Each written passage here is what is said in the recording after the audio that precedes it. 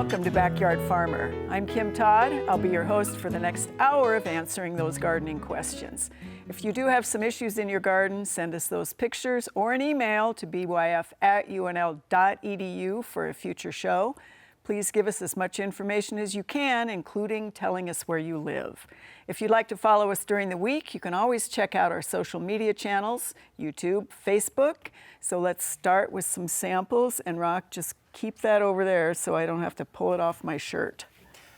I think a lot of people knows what this is. It's catchweed bedstraw, but it's an intriguing weed in that it's a native. A lot of our weeds are introduced. They came in on shipments of wheat and grain and other things over the years, back in the 1800s and whatever. But catchweed bedstraw is interesting for a number of reasons. Number one, it's native. Number two, it has a square stem, but it's not a mint. So our mints, notoriously all have square stems. And I used to say, well, if it's got a square stem, it has to be a mint. Well, this is one of the very few weeds and other plants out there that has a square stem, and it's not a mint. But it is really a prolific spreader. It's an annual, and it can be both a winter annual and an early summer annual. So we're seeing it flowering right now, especially with the early warm weather we had. And it's got a really unique dispersal mechanism of seed. As the name implies, catchweed, you do that and it sticks to you. If you're an animal, not a vegetable, because they're not mobile, or something else that's going to move, it's going to take it with you, and then it's going to drop the seed in a really convenient place. It goes by a number of different common names, but it intrigues me because it's either called Sticky Bob or Sticky Willie. Now, what did Bob and Willie do to deserve this? But since it's an annual pre-emergence, mostly late fall applications of pre-emergence like preen in the garden, and it only grows in really wet locations, mostly in the shade. It's not a full sun plant. So it's not going to be widespread in your garden, but you may find it, and you'll know you found it when you go back into the house and somebody asks you, why are you dragging that weed into the house? Because of that very interesting capability to stick to pretty much anything that goes by it. So it's a really intriguing weed to me. Not a real serious issue. It does pull up. If a little segment gets left behind, it may regrow, but it's not really very robust, but it can be very tenacious. All right, thanks, Rock. Okay, Lauren, the first example. I think Bob and Willie covered themselves with catchweed bedstraw and then jumped onto like a curtain or something and stuck. Like one of those Velcro walls? Like a Velcro wall. I think that would be there possible. You if you got They're never going to have us on again together. Yeah. You know that. Good. Well, this time of year I brought along a scab on a flowering crabapple, and for a couple reasons. A lot of you are out there looking for trees to plant, and scab is a disease that we see every year in our flowering crabs, so it's really important that you select cultivars that are resistant to scab. And many of you, though, may have landscapes that have older ones, and I have an older flowering crab in my landscape, and I brought that along to share because every year it gets a lot of scab. And for scab, what we usually see is we'll see some leaves that have those kind of dark blotches that you can see in there, and the veins are dark where the infection's starting. If we go over here, you'll see some leaves that kind of start curling up, and they're just started in shape. You see those dark streaks on the leaves and dark margins, all symptoms of scab. And this is the reason why when we get into mid to late August and September, all of your flowering crab apples are defoliating and you have all that leaf drop, because by that time it's really usually severe. It will not kill the tree. I don't necessarily recommend a fungicide to control it, but it is one, if you want to control it, you can use propiconazole, or there's some other fungicides you could use. But in general, I wouldn't really recommend that. If you're establishing a tree, sometimes it may be needed just to get that tree established. It does also impact fruiting apple trees. So scab, another one to look for resistance in your apple cultivars if you're planting a fruiting apple. And you cannot use propiconazole on fruiting apples, but you can use that product when that tree is just establishing. All right, so enjoy those old ones, but buy those new ones with some resistance. Absolutely. All right, thank you, Lauren. Yep.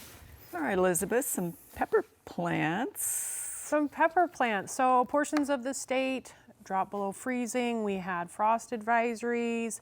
If you were a gambler and if you put some of your plants out a little too early and they got hit with frost, you're having to go back and you're having to rebuy some of that plant material.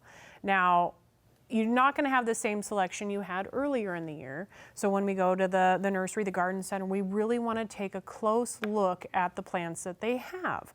And so if we take a look at some of the plants that we have, you're like, oh, that looks like a great 4-pack. I'll go ahead and get that.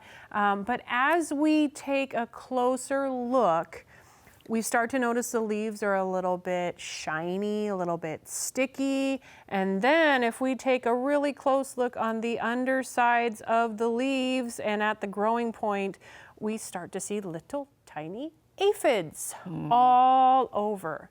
And so that's something to keep in mind is when we don't have the selection that we had, or maybe the plants have sat there for a while, you know, one aphid can explode into a lot of aphids in a short amount of time. And so we really need to take our time at the garden center, take a look, make sure we're purchasing quality plant materials.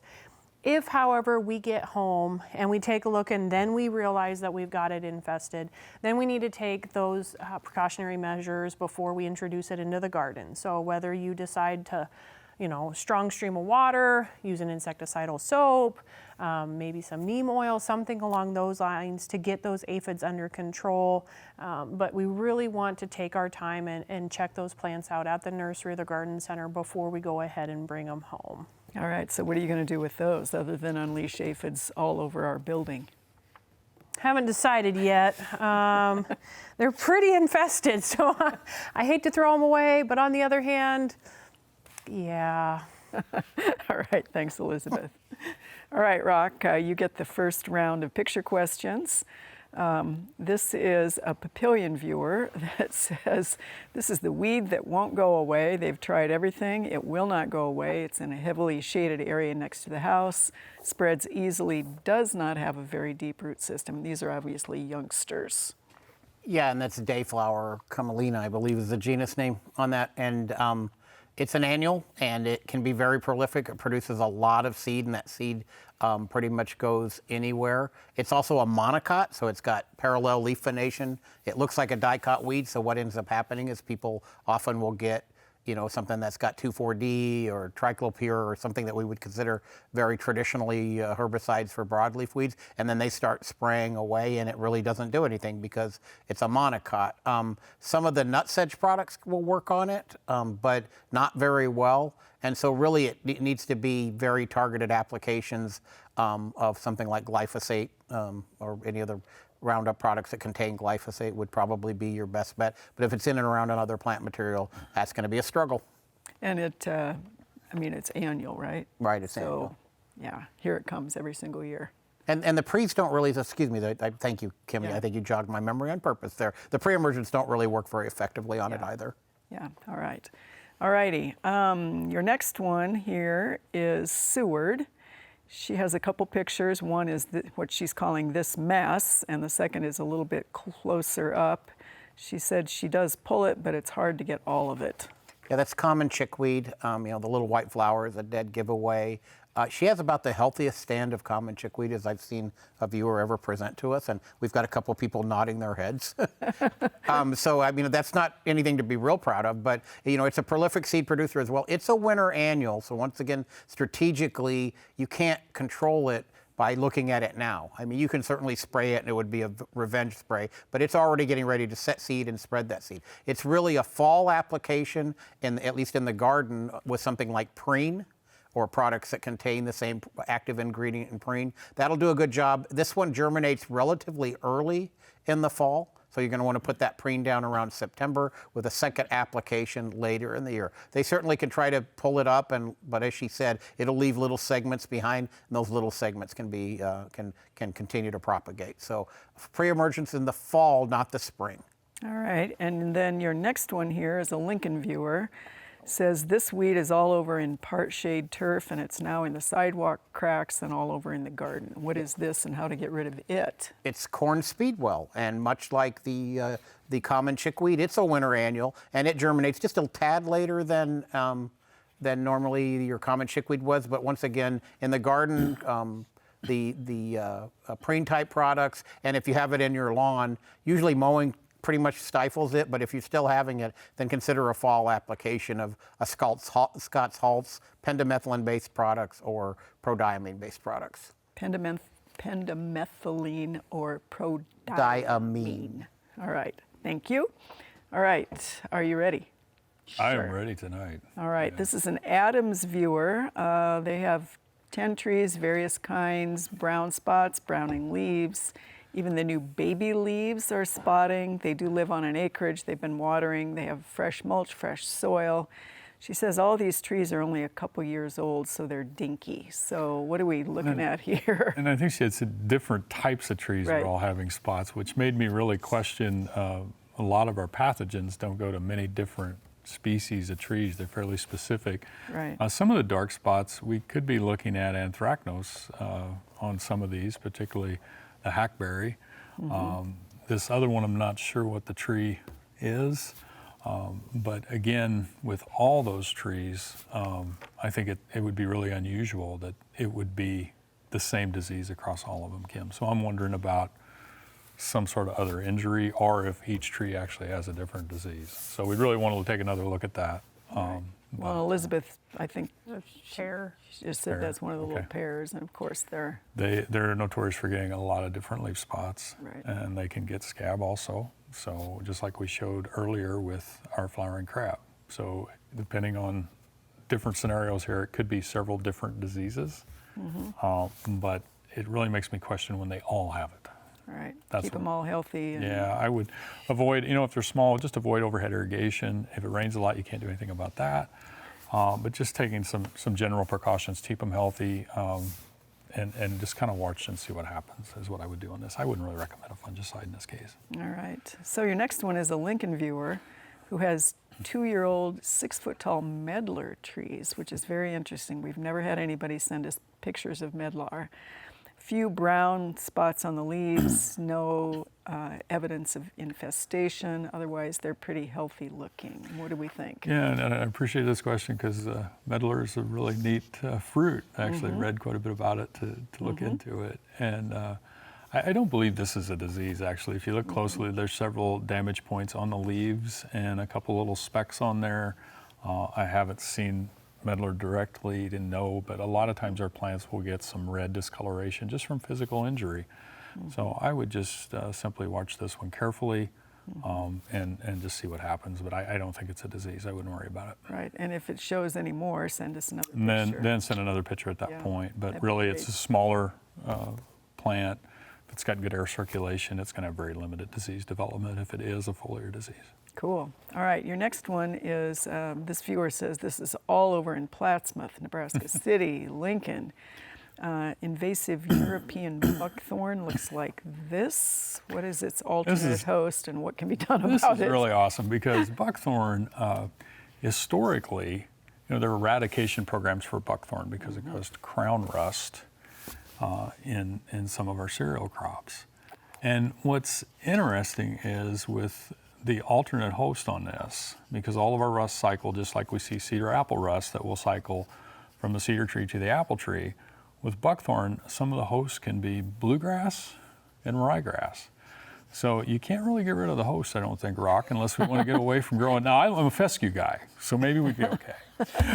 But that's the host, and I had never really followed buckthorn rust up carefully, and did some reading about that. But yeah, some of our common turf species can be the alternate host. So it's not surprising to see that is all over the place. Yet one more reason to get rid of European buckthorn, if you possibly can. Or bluegrass. Or bluegrass. It's entertaining to me that they don't, once again, rust is such a severe problem in our cereal grains, right?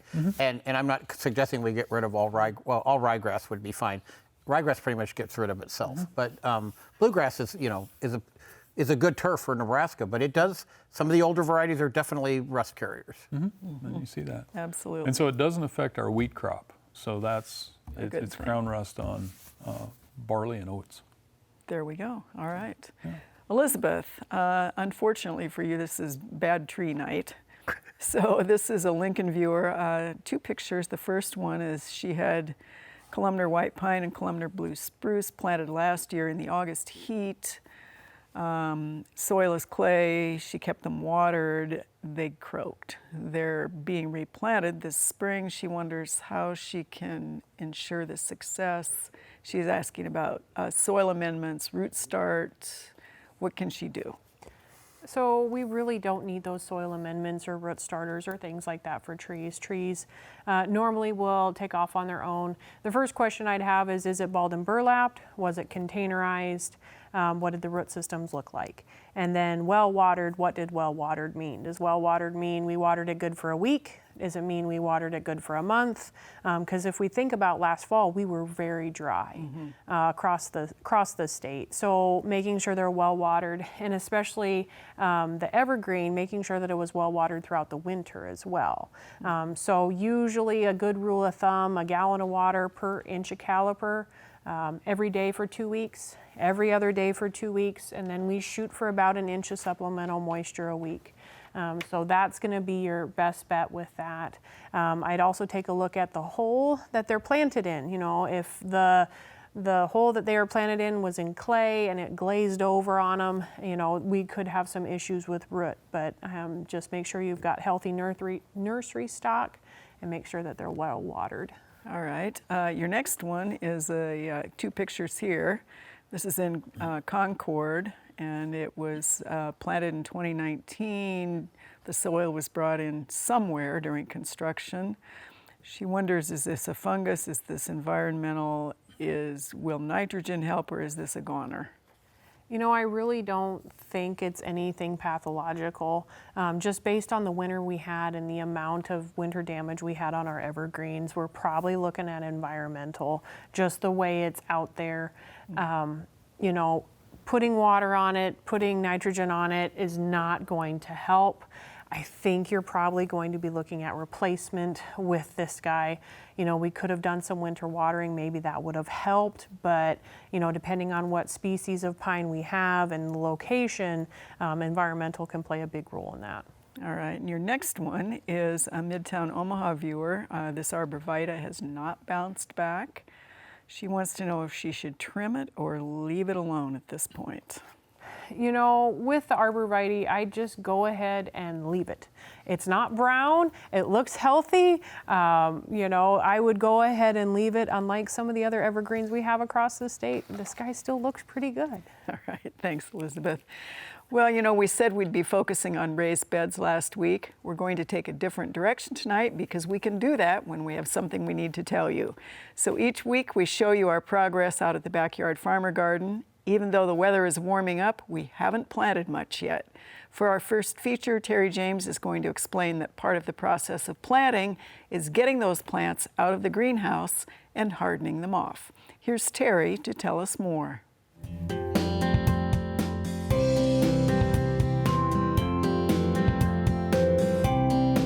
For several weeks now, we've been talking about the Backyard Farmer Garden, the plants that were in the greenhouse, waiting to be taken out to harden off. Well, the time has finally come. The weather is cooperating, and it's time to get these plants out, hardened off, and planted in the garden. But we've had to have a few extra steps this year because these plants have been doing so fantastically in the greenhouse. The first thing we had to do was these plants have grown up so quick and so wonderfully, and we were really excited to get the 2021 gardening season started. A lot of them have outgrown some of their containers. So in order for them to keep growing and doing well, we actually transplanted them up into bigger containers. As you can see, these roots are a little root bound, so that was why we moved them up into bigger containers. We were actually having to water them almost twice a day in this greenhouse, especially when the greenhouse was warmer. The next thing we've had to do is pinch back a lot of the plants. Underneath the lights with the extra fertilizer that we've been giving them, they've really done well. So a lot of the flowers were starting to put their flowers on, flower buds on. So we've actually had to go back and pinch them back. Pinching them back is really a good thing. It slows the growth of them, pushes back the flower time on them, makes them a lot more bushy. So you're gonna have a really more robust and beautiful plant when you move them out into your garden. After we've transplanted them and pinched them back, they're now ready to harden off. As I said earlier, we've been waiting for the right time, and the right time has finally come. Those evening temperatures are going to be above 40 degrees now, so now it's time to harden off. To harden off your plants is a little bit of a process, takes about 7 to 10 days. And what you're really doing is you're strengthening these plants to get used to being outdoors. They've been babied in this greenhouse. It's been 75 plus degrees in here. We've given them water every day. We've cared for them every day, and they haven't had wind blowing on them like they will be outside. So we need to toughen them up and get them ready to move outdoors. We're gonna keep them in a shady area so that they get used to the sun and the wind. Their cuticles, the leaves and stuff are gonna get harder. They're gonna get more waxy, so they're gonna lose less water once they do this. Their stems being blown in the wind are actually gonna get tougher and be much more supportive when we plant them in the ground. So that's one of the reasons why we harden them off. For you, you're gonna have a lot smaller quantity, so moving them in and out would be your best bet. For us, we're gonna keep them in a very shady area and just move them out once and let them harden off over the next 7 to 10 days. So that's what's been happening in the Backyard Farmer greenhouse, and we are excited to have you see the plants and check out the garden. So if you have been itching to get out there, take a hold of these tips, get them accustomed to the outdoor conditions before you plant them. Otherwise, you're going to be sorry. All right, Rock, this is a Schubert, Nebraska viewer. Wants to know if we can identify this weed. Vines in and around the spirea overtakes them, and they want to get rid of it. Yeah, this is Virginia Creeper. And Virginia Creeper is very difficult to get rid of. It's woody. It does exactly, very tenacious. Actually, you can do a couple of things, but it's always seems to be strangling a plant very much like it, that you can't spray any of the poison ivy type killers and stuff. But you can cut it at the base. This is fairly labor intensive. Cut it at the base and paint any like a triclopure or 2,4-D containing products physically on the cut stem immediately after cutting, and it'll do a pretty good job controlling it. And then you just have to physically remove the rest of it as it dies out. But we're talking Virginia Creeper can be very robust and spread everywhere. So you're gonna have to do a lot of this. I know that's labor intensive, but we really don't have a selective means of getting rid of Virginia Creeper. All right, and your next one is a Millard viewer. Has the mock strawberry has invaded the ivy, and he wants to kill the mock strawberry and not kill the ivy. If he or she can figure that out, then he definitely has something that they can sell, because that's next to impossible. They're both very similar plant material. I'm even struggling in that picture to suggest that they use the glove of death, where you put on a cotton glove.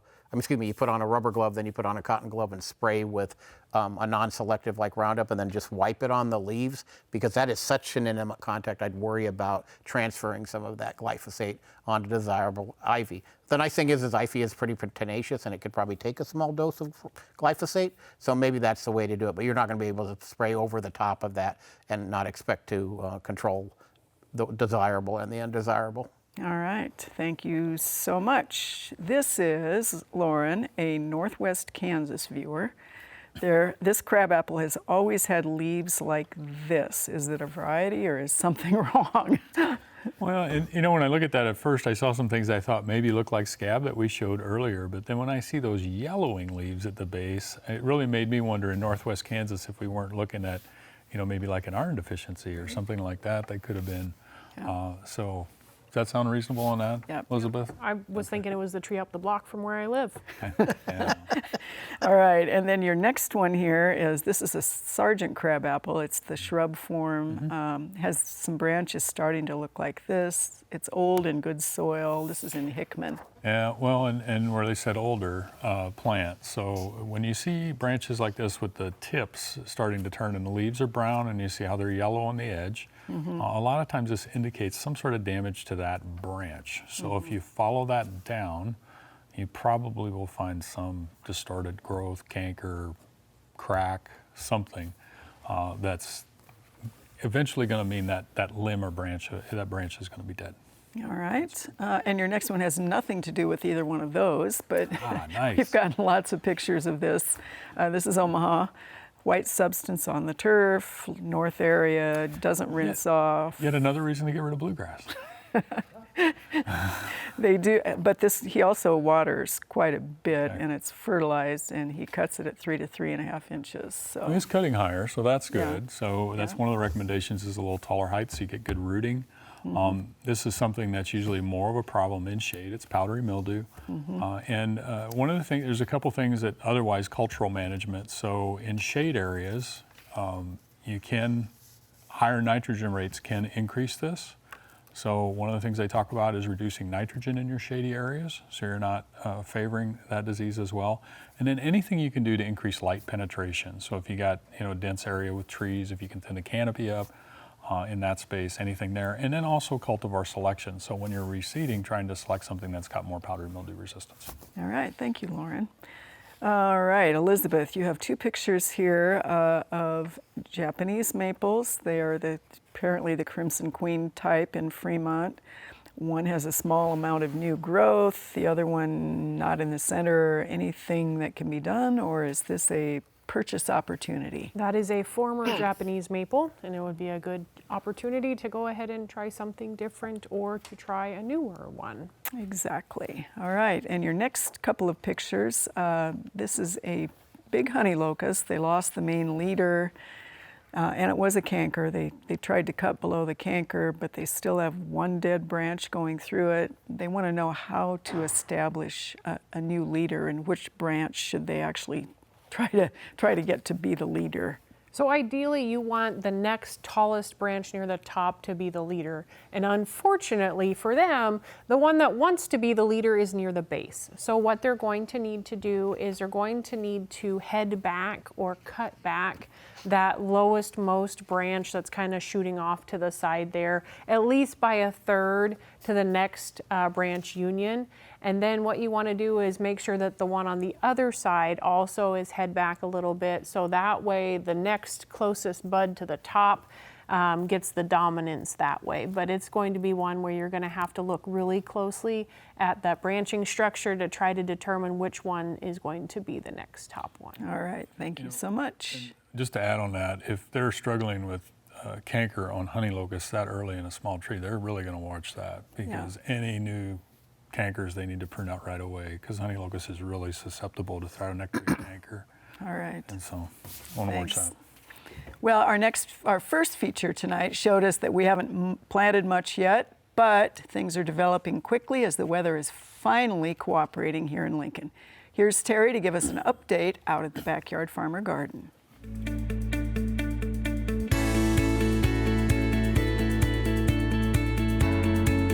This week in the Backyard Farmer Garden, we got a lot of stuff done over the weekend, getting prepped to start planting here soon. All of our beds are ready. They have all been weeded and they look fantastic with that new organic matter that we've been adding to it. Our production bed is ready to go. We got another set of potatoes planted. We have a whole bunch of onions that got planted last week too. So our spring crops are looking really good and starting to get some flowers and being ready to start harvesting. The plants are going to come out of the greenhouse this week. We're going to be able to get all of those warm season fruits and vegetables in the ground. So stop by the Backyard Farmer Garden this week and check it out. Right now it is time for the lightning round. Elizabeth, I'm not going to be kind. I'm going to be quick. Okay. All right, the first one is, we don't know where she's from, but she says she has silver maple / oak seedlings in her landscape beds. She wonders if a 30% vinegar solution will actually kill the seeds. Nope. All right, this viewer spread pre-emerge where he later then planted 2 tomatoes. He wonders if the pre-emerge will keep the tomatoes from growing. Nope, the tomatoes have already sprouted and they're growing, and the pre-emerge isn't going to have an effect on them. All right, this is a Grand Island viewer who wants to know how to get rid of all of the roots once they remove a 23-year-old red maple. Wait. You can grind the stump out. Those roots are just going to take time to break down before they finally give up. All right. This is a COZED viewer who wants to plant potatoes under straw, wants to know how deep under the straw, and do you add more straw after they sprout? So if you're doing that layering technique that you plant and then you wait for it to grow until there's a little sprout and then you add more on top of that. So you always want a little bit on the top growth peeking out. All right. Roundup, will it translocate to aspens if somebody uses them suckers? I have learned from our turf guru, he says it is not supposed to translocate more than one node down into the soil. So technically, according to Rock, no. Yeah, let's not gamble on that one. All right, are you ready, Laura? Wow. On those aspens, just in case. Am I ready? Sure. So I'm ready, and tonight I got to do a shout out to our fan Larry that sent me a list of ready as statements, so I would always be ready. And tonight I am ready as a worm on a hook. Oh boy. All right. Worm or hook. I'm going to catch a wind. This is a broken bow viewer who has to move a bed of old iris, and they're wondering whether they should be dusted for rot. And I would trim them up and remove any discolored and distorted corms and treat them and then replant. And treat them with what? I'd have to look at the exact product, but there are some dust fungicides that you can put on. All right. This is a North Platte viewer who has a crabapple with fire blight, wonders whether it will spread to other trees. It will spread to other trees in the same group. So any of your fruiting apples, flowering crabs potentially, pears, Bradford pears, those types of things. Cut those out 7 to 10 inches below the affected area. All right. This Norfolk viewer had cherry leaf spot last year. Will they get it again? Probably. Yeah, they'll get it again. All right. This is a Fremont viewer who wants to know whether cedar apple rust will reappear if it rains all week like it's supposed to. Yeah, it's towards the end, but I think they'll see it again. The teleal horns will expand out of those galls that exist. All right. Why are there still no morels? If I knew the exact answer to that, I'd be a wealthy man. They're really late. They've been spread out for probably 6 weeks this year. People finding them in little microclimate pockets. So Who knows? keep looking. All right. Okay, Rock, are you ready? No. Bill passed on this one last week, so you get it, which is how do you kill wild onion in turf when Roundup doesn't touch it? Anything containing triclopyr has just been, in the last 2 years, been proven to kill wild onion. All right. This viewer wants to know whether he should add quinclorac to the glyphosate on the glove of death, or will it translocate into other perennials? It only translates in what you come in contact with. So that's an interesting combination. I don't know a lot about that combination, but it would seem reasonable to expect it to work how they want it to. All right. This is a Hastings viewer who is mowing at 3.5 to 4 inches. Is that about the right height? For fescue or bluegrass? Fescue. Yes.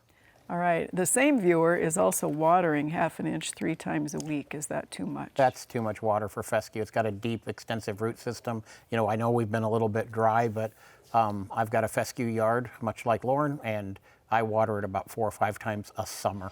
All right. This Cambridge viewer wants to know how to get the ryegrass out of the buffalo/Kentucky bluegrass. Wait till Kentucky bluegrass, I would say wait till it goes dormant, and you can spray glyphosate over the top. But if they're trying to keep the Kentucky bluegrass and the buffalo grass, that's a little bit of a bigger problem. All right. Thank you very much. Elizabeth, beautiful. You won, and you've got Plants of the Week. Well, we tied. It was a three-way tie. It was a 3-way tie. For once. But yes, I am a winner. But your answers were better because you went with my suggestion, even though Kim poo-pooed it, right? I couldn't do it when you're sitting across from me. So our plants of the week that we have a couple of very nice ones, and these came from the Backyard Farmer Garden. So we're going to start with the purple one down on the bottom. Some of you are going to recognize that this is a Clematis.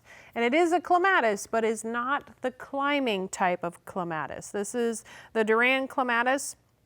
This is not climbing, it is technically sprawling. So it's near the ground and it's going. I went and saw it at the Backyard Farmer Garden. It's really an early bloomer. It's a showstopper and it's really going right now. So if you're looking for one for an early season color, that would be one to take a look at. The other one that's really cool and is that bright pink color is Jupiter's Beard. And this is one that has lots of uses. It can take the part shade to the sun. It can take moist to average soils. So it's one of those that just does well in a lot of different conditions. It does produce seedlings, so that's something to be on the lookout for, but it does have an extended flowering period. So it blooms for a very long time. And I walked up in the Backyard Farmer Garden and you see this bright pink and it is in bud in other areas. And each one of these little ones is going to open up into a flower. So it's really a showstopper when you put them both together in the landscape. There you go. Excellent. So come visit us. All right. Your first one rock here is an Omaha viewer who says, "What is this?" in the flower bed. And then you have two additional pictures from a different viewer, also in Omaha, who says, "What is this?" It's come up. It's pretty. Yeah, it may be pretty, but it's also poisonous. This is poison hemlock, which, by the way, is what Socrates was executed with, was the poison from poison hemlock. So there's a great history there. But, and there is also Queen Anne's lace, but the foliage looks different. And also poison hemlock has an interesting odor when you crush the leaves. They call it mousy. I think it's like dead rodent. So maybe that's what mousy is, I'm not sure. But anyway, it's got a really strange odor that is very different than Queen Anne's lace. And it also has purple spots on the stems. And even on this, side stem, you can see some purple spots on there. And then on the earlier ones, you saw that as well. So this is definitely poison hemlock. It can, it's not edible, obviously. And even though it's pretty and does create a really showy flower later in the season, and they get a lot taller than Queen Anne's lace. And that one picture from Omaha, that thing was already 4.5 feet, 5 feet tall, and we're early season. So yeah, these are ones you don't want to have hanging out. So cut them off at the base. They're biennial. So last year you didn't see them at all, and this year you see this humongous plant. All right, your next one is also an Omaha viewer. This particular weed has showed up last year and has spread through the flower beds in the landscape. What's this one? This is Burdock, and it's actually got some great medicinal purposes, but I'm not suggesting that the person consume it, but it's also a biennial, and it's not surprising they see this flush of growth after they probably had it up and growing last year. Spot spraying with a glyphosate product or a 2,4-D product, but in and around those ornamentals is going to be problematic. But it's not an easy one to get a control of because it does produce a lot of seed, plus you don't really see it. And then because it's a biennial, the next year you see it with a vengeance. So get on that as quickly as you can. It can be hand weeded. You have to be really judicious about hand weeding it. All right, thank you so much. All right, Lauren, this is 3 different pictures. A York viewer and also another viewer. Every spring the clematis comes up healthy and flowers, but the leaves turn yellow. And the other one, they start out yellow and then they go a different color. And I think you're seeing all sorts of weirdness here.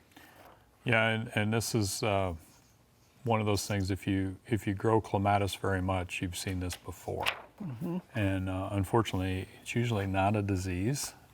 There's a few things that can lead to it. If the root system's too warm, mulching around the plant can help. Some nutrient deficiencies can be a problem. I don't know, Elizabeth, if you have anything to add here, but I wouldn't call it a disease. All right. Anyway. So then we have 2 pictures of a Tatarian honeysuckle. Started getting these yellow spots on the leaves a few days ago. Then they turn very yellow and curl. What is this, and will it spread to the climbing ornamental? Well, and there are some viruses of honeysuckle, but I really question if this wasn't what Elizabeth was showing on the peppers with some honeysuckle aphids, possibly on the tips. So I couldn't see underneath there if there's any small insects, but I would encourage a viewer to look closely at the tips, maybe even shake them over a white piece of paper, see if you see insects come out. That would be an indication of that. Otherwise, like I said, there are some viruses, but that wouldn't kill the terminal tip. It would usually just have that to start a yellow growth. All right, excellent. Okay, Elizabeth, this is a viewer who has this particular tree. It is a concolor fir. on their farm, growing at the same rate and height, but it really looks blah. Planted it 8 years ago. She does have it treated apparently with their lawn service every year, and they've been using an apple scab control spray. Is this scab or is this environment on this one? That is not scab, because cedar apple rust likes cedar trees, and as we talked about, this is not that. You know, I'd be thinking it's an environmental. So they're on a farmstead. Are we having some winter injury? Is the root issue, you know, maybe was it planted too deep? Was it B&B? They left the basket on. You know, there's probably a few other things going on, but we can all agree that this guy is struggling. It does have a little bit of new growth on it, but I think at some point in time, you're going to have to make the determination whether or not we decide to keep it. I would not continue to treat it, though. Exactly. All right, and then we have a Dorchester viewer, a couple pictures of this one. This pine is a few years old. It's been drooping. They have it propped up to help it stay up. They're wondering if it's just a type or should they remove it. So this is one of the cool trees out there. This is the weeping white pine. We call the one on campus Snuffleupagus, for those of you that are old enough to know who that is. So go ahead and let that thing just go ahead and weep and do what it wants to do. You know, I would take away the braces and the wire and the cable and everything and just let it weep and do its form. But this is the weeping variety of that. All right, so maybe they didn't get what they thought they got if they didn't want that one. Sometimes plant tags can be wrong. All right. Well, you know, your local nursery or garden center probably has a good selection of balled and burlapped or containerized trees and shrubs. You might consider an alternative to that, which is bare root plants. They do have certain advantages that you might get in your own home landscape.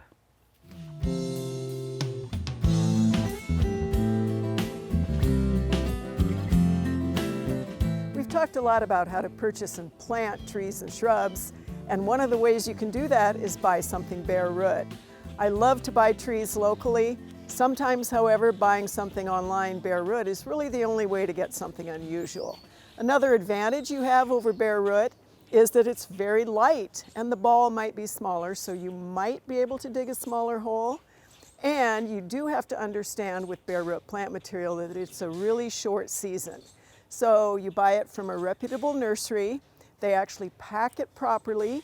These bare root plants came really packed well. They were in moss, they were moist, they were wrapped. They didn't sit in shipping or sit on a truck for a long period of time. They came protected in a box with absolutely no damage. So the process then begins with taking them out of all of that packing, and then you have to soak the roots. This is a really critical step with bare root material because it's dormant. So you soak it in water no more than 24 hours. And if you think about that, the roots of most plants, unless they are ones that really love to live in the wetland or they can stand standing water, they are really going to be deteriorating if you leave them in that bucket too long. So these have actually been sitting a little bit over 18 hours, so that window is 12 to 24 hours. You pull them out, you take a look at what you've got to deal with. You inspect any bare root plant as you always would, even with one that you buy that's in a container or balled and burlapped, to see if anything is broken, anything is damaged. This is a good root system. There's one little cracked root in here that I'm probably going to prune off. You've got a lot of roots here below the graft union. And since this is a grafted tree, one of the things you also have to look at is where is that union so you place it right. Ideally, you're going to plant bare root material on a nice, cool, cloudy day. You're going to dig that hole first, especially if it isn't cloudy and cool, so that these roots are not exposed to the air or the wind for too long. You dig the hole as wide as the root system. You dig it, in this case, as deep as the root system or slightly less deep. And then you want to make sure there's sort of a little cone of soil underneath it, because one of the things that you have to do is fill those voids with soil once you plant. You put that plant in the ground, you make sure it's as level as you want it, unless you really want something that's crooked. You then create that small little shallow saucer around it. The saucer, of course, is to be able to hold the water. We never tamp with our boots or our shoes. We water tamp gently as we are planting to be able to fill that hole with the soil. In this case, this probably is not going to have to be staked to keep it, the wind from moving it, because this is a protected location. You may have to stake if it's a little bit larger. You will want to make sure that you watch the watering. It's easy to either forget it and it gets too dry, or give these trees and shrubs too much water early in the season. Then you just stand back, enjoy, watch it break dormancy. Think about perhaps next year you want to do the same thing again. Order some bare root material to go right along with all of those local things that you buy in the garden center. This is another way for you to expand your creativity in your landscape. And of course, you can get just about anything from your local garden center, but do check out those bare root selections if you want to find something really unusual. Just do it right, and then, of course, plant it differently. All right, Rock. Yes. Your first one is a Johnson Lake viewer. What is this, and how can they remove it? It's mixed in with their bluegrass. This is orchard grass. I'm pretty confident that's orchard grass based on that picture, and that's one too. So thanks to the viewer for sending one where I could look at the structures. But there is no selective control in bluegrass or fescue lawns. It doesn't really tolerate mowing very well, and don't let it go to seed. And eventually the mowing at our recommended heights of 3 to 3.5 inches should take care of it. All right, and that was my mistake. That's actually Lake of the Ozarks, which is still orchard grass. It's still orchard grass, and I was a little surprised that it was heading yet, but Yeah. Lake of the Ozarks, I'm less surprised. Here we go. The next one is Johnson Lake, and it is What Is This, which is also mixed in with the bluegrass. And so this looks to me like brome, but it's not mature enough yet to see the little characteristic W on the leaf. But I'm fairly confident that this is brome grass. And once again, disappointingly, we have no selective control in bluegrass. Yeah, Brome was awful. All right, and then your final one here is East Lincoln. This is, she wonders whether this is a weed or grass. It's growing in the front lawn, west facing, and she pulled this out of a flower bed next to the sidewalk. Yeah, this is Bermuda grass. This is a weedy grass. It's actually on the 10 worst weeds in the world. And it normally doesn't grow here, but if there's a heat, west side, probably close to the curb, the garden bed heats up faster.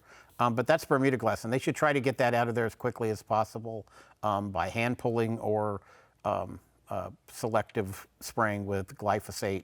And don't let it get away from you, because it will ultimately can take over a yard. I'm shocked that final leaf blade was actually present in Nebraska. But yeah, that's Bermuda grass. All right.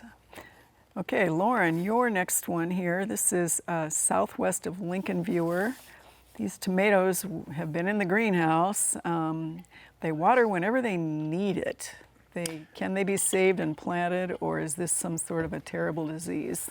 Well, there's a couple things. If all the plants in the greenhouse look like this, I believe they probably experienced a drift event from a growth regulator herbicide. If it's just a couple plants that look like this, it could be a seed transmitted virus. So if you have a couple, I would rogue those out. But I'm guessing, based on the way the leaves are cupped, that it was a drift event from a growth regulator. They may grow out of it, but this is pretty severe. And so I would guess, and I'm getting a lot of shakes no from Rock here, so I'm thinking that maybe you do want to start over. But I would still wait, because sometimes Rock is wrong. That's twice tonight I've been told I've been wrong from two people I considered friends. No. But Elizabeth was also shaking her head. I was. No, start over. But keep them just in case they're both wrong. If it survives, it's not going to produce well. And you don't think it's epinasty from too much water? Not if they're all looking like that. Yeah, no. That's herbicide. I think that's. Okay. And the bottom leaves look nice too. Yeah. See, so that bottom leaf, they could come out. No. Thank you, Elizabeth. All right, your next one, Lauren, is a Union. Right back and tell us how they did. Your next one is a Union, Nebraska viewer, and they wonder what is coming out of their maple tree. This is really interesting. So when we see trees do this, we oftentimes refer to wet wood. Sometimes trees will actually hiss because they have some sort of opening or crack, and you'll have a bacteria, yeast can get in there, these types of things. They develop on the sap, and then that oozes out as something like you're seeing here. It's usually associated with some sort of damage or opening. A lot of times in the crotch of a tree, you'll see it.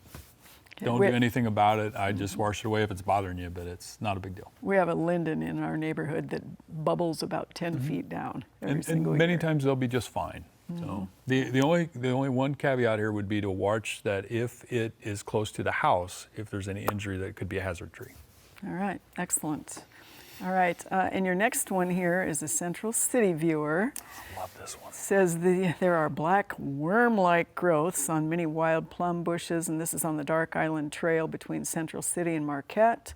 What are they? Is treatment necessary? Would it be cost-effective? They're on several miles of the trail. Very, very easy to manage this, but it is some labor involved. I brought some along. This is black knot, and all of our stone fruits can get it.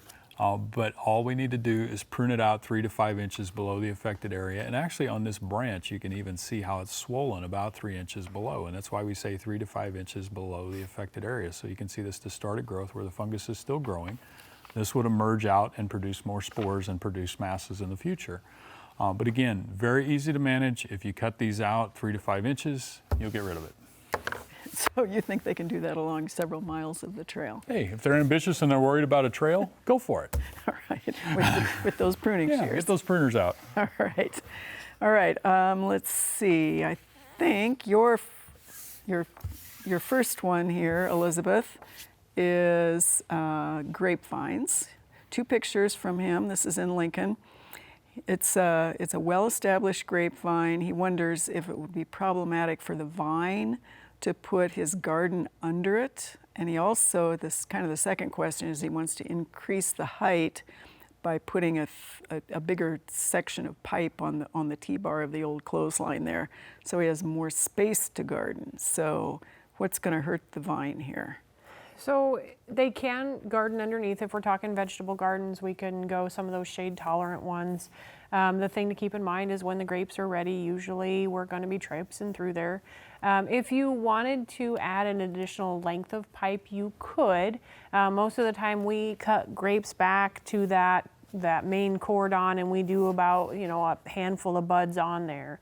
So, if you're going to do that, we're going to do that before it even breaks bud, after we prune, so that way you're not having to move that grapevine any more than what you have to.